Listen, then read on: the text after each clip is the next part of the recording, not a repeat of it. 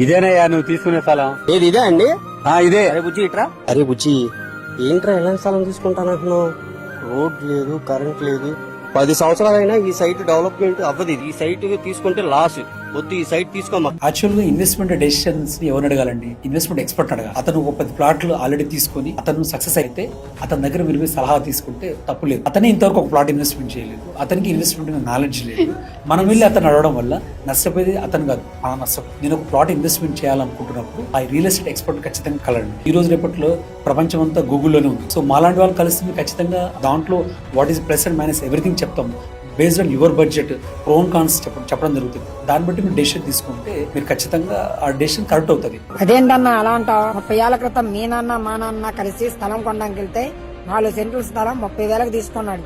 ఇవాళ 4 కోట్లు అయ్యింది.